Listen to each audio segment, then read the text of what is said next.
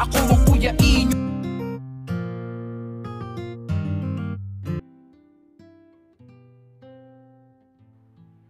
Magandang araw po sa inyong lahat at muli po, welcome po dito sa inyong paboritong programa. Dear Kuya E, magandang araw sa iyo Kuya E at sa lahat ng nakikinig sa iyong programa, lalong-lalo na ang mga sumusubaybay sa kwento namin ni Aldrin. Ako po ulit ito, si Tom. Paumanhin kung hindi ko sinadyang ibahagi sa inyo ang bigat na aking pinasanpasan sa mahabang panahon. Ngayon, hayaan ninyo akong muling magbahagi ng panibagong kwentong pag-ibig sa inyong lahat.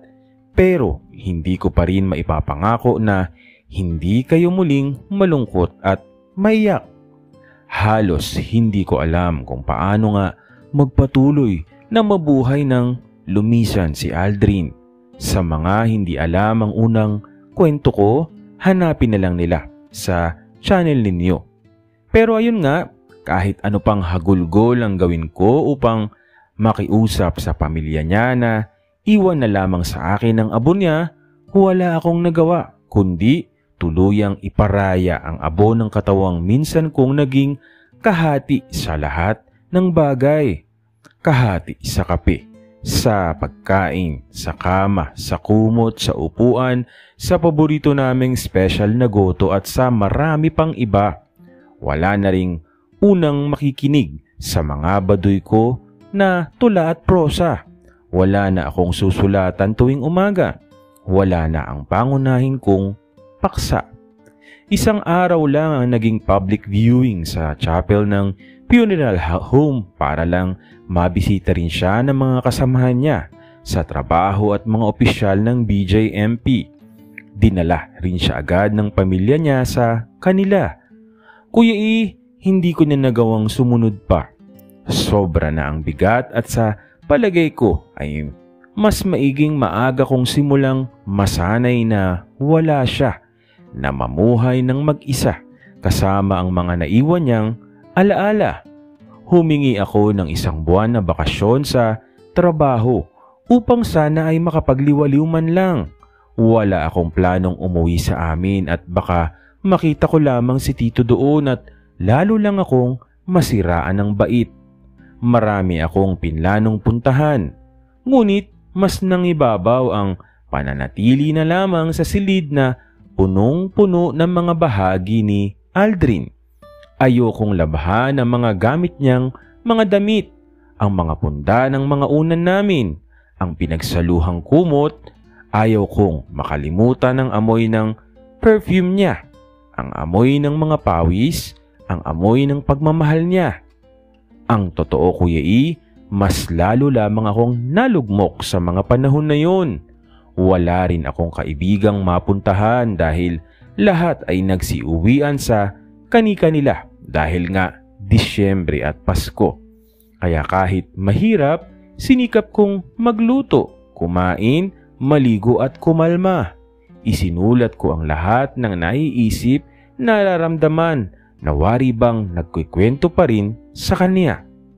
December 27, 2021, isang katok ang gumising sa akin. Marahan kong tinuro ang pinto at nang mabuksan ko ito, si Dos pala, kasamahan ni Aldrin na warden. Uy, hinatid ko pala ang mga naiwang gamit ni Aldrin sa opisina. Pasensya ka na ha? At ngayon ko lang naihatid. Medyo busy rin kasi sa opisina. Kumusta ka na? Tanong nito sa akin habang sabay inabot ang isang kahon. Hindi ko pa man aabot yung kahong dala ni Dos ay bigla nang nanilim ang mga mata ko. Tuluyan na nga akong nahimatay sa mga panahong yun. Kuya E, at nang magising ako, nasa ospital na ako. Mabilis pa lang tumawag ng ambulance si Dos at dinala ako sa ospital. Uy Tom, gising ka na pala. Kumusta ka na? Sabi ng doktor, dehydrated ka. Alam mo, hindi matutuwa si Tom sa nakikita kang hindi inaalaga ng sarili mo. Mahal na mahal ka ng kaibigan ko, sabi niya. Ha? Paano mo nalaman ang tungkol sa amin ni Aldrin? Pagtataka ko naman.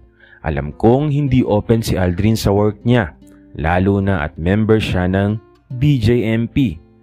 Alam ko lahat, Tom. Ikinikwento ka sa akin ng taong pinakamamahal mo. As in, lahat? Namula naman ako sa narinig ko. Napangiti akong malaman na kahit na iisang tao sa trabaho niya ay malaya siyang naikikwento kung sino talaga siya at ang tungkol sa aming dalawa. Hindi na mahalaga yun. Basta alam ko at tanggap ko kayo. Ang mahalaga ngayon ay gumaling ka at maayos mo ang sarili mo. Hindi matatapos ang buhay sa paglisan ng isang minamahal. Tom, kaya umayos ka na at magpagaling. Bili naman niya bago umalis. Umuwi muna siya at may duty pa siya sa kinaumagahan. Napangiti naman ako nang makita ang mga prutas at inuming nakalapag sa mesang katabi ng kama. Sa isip ko, ang bait naman ng taong to. Ang swerte ng boyfriend ko na may kaibigang tanggap at nauunawaan siya. Kinaumagahan, Lunes, nakalabas din ako pagkatapos maklear ang mga laboratories ko. Sadyang dehydrated lang talaga ako dahil sa iiyak siguro at sa mga gabing hindi ako nakatulog. Napaisip ako sa mga sinabi ni Dos. Kailangan kong magpatuloy kahit mahirap. Pag-uwi ko ng bahay, marahan akong naglinis. Sinikap kong pakawalan ng mga bagay na kailangan ng palayain para umusad. Kailangan kong magpatuloy para sa mga pangarap namin ni Aldrin at para na rin sa sarili. Habang naglilinis, naisip ko kung paano ko kaya pasasalamatan si Dos. Wala man lang akong number niya at hindi ko rin alam ang account niya sa Facebook. Nahihiya naman akong pumunta sa opisina nila baka kung ano pa ang isipin ng mga kasama niya roon. Ilang araw nga ang lumipas. Sabado, isang pamilyar na motor ang pumarada sa harapan ng bahay. Si Dos may bitbit na naman na 2 supot. Binuksan ko naman ang pinto para makapasok siya at pinaupo sa may monoblock sa harap ng maliit na mesang kainan namin ni Aldrin. May natitira pa palang gamit si Aldrin doon. Salamat pala sa pagdala mo sa akin sa hospital at sa mga prutas. Bungad ko sa kanya. Anong gamit? Prutas ito. Ulit para mabilis kang sumigla at gumaling. Sagot naman niya habang inilalabas ang mga prutas na dala. Uy, hindi na kailangan sir. Magaling na ako. Nakalabas na nga ng ospital Sabi ko naman sa kanya. Pero maraming salamat po talaga. Nag-abala pa po kayo. Nakakahiya na po ng sobra. Magkano na lang po yan at babayaran ko na lang sir. Dagdag ko pa. Naku, maliit na bagay. Ganti ko na lang din sa kabaitan ni Aldrin. Kung hindi dahil sa kanya hindi ako nakapasok sa BJMP. Magkaklase kami dati nung high school bago pa siya nag-transfer. Sagot naman niya. Maraming naikwento si Dos at sa mga naikwento sa kanya ni Aldrin. Nakapagkwento rin siya tungkol sa buhay niya. 4 silang magkakapatid at lahat sila junior at pangalawa siya kaya 2. Kapatid naman niya sina 1, 3rd at 4th. Napangiti naman ako sa trip ng tatay nila. Kaya dahil doon, nahanap ko nga ang Facebook account niya. Add mo na at nang kapag may kailangan ka ay mas madali mo na lamang ako makontak. Wika ni Dos. Maraming salamat ulit. Sir, kape na lang tayo sa susunod ano kaya? Dinner ka dito sa bahay. Magluluto ako ng makabawi man lang. Pasasalamat ko naman sa kanya bago siya muling umalis. Pagka-Lunes, bumalik na rin ako sa trabaho. Bagong taon ngunit napakaraming mga hahabuling deadlines, ilang libro at artikulo sa magazine ang kailangang tapusin. Kailangan ko pang interviewin ng isang advocate at dating Mr. Philippines upang i-feature sa magazine. Kuya kahit malungkot ako sa mga panahong iyon, nabuhayan ako at bahagyang kinilig na ako ang inatasang mag-interview sa kanya at sumama sa photoshoot. Sobrang gwapo niya Kuya E at ang totoo, naging crush ko na kasi siya dati pa. Hindi ko rin inaasahang napakabait din nito sa personal. Mas lalo akong humanga sa kanya nang maikwento na niya ang buhay niya at ang mga advocacies niya sa amin. Ganon din nang matapang niyang inamin sa team namin na isa rin pala siyang member ng LGBT. Sana all na lamang ako sa kanya at bakit ganon na lamang kadali para sa kanyang umamin at tanggapin ng mga tao. Hindi kagaya sa nangyari sa amin ni Aldrin na sobra kaming inipit ng mundo. Napaka-friendly niya, Kuya E. Hindi mahirap kaibiganin at katrabaho. Palakwento rin siya. Siyempre, advocate ng storyteller at writing para sa mental health. Marami akong natutunan sa kanya, lalo na kung paano ikalma ang sarili at kung paano bumangon at umusad. Naging magkaibigan nga kami ni Henry. Hindi niya tunay na pangalan. Siya ang nagmo-motivate sa akin palagi na magpadayon sa buhay.